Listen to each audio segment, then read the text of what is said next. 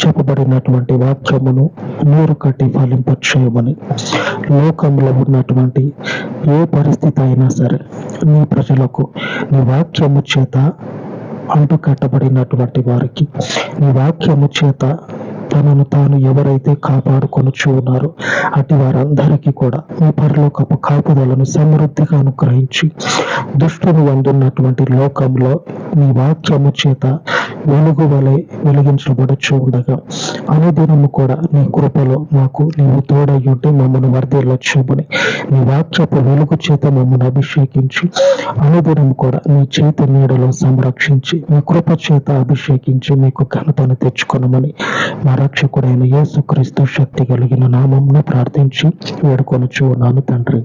ఆమేన్, ఆమేన్. ఉన్నతుడైన దేవుని కృప మనకు తోడై ఉండును గాక. ఆమేన్, ఆమేన్.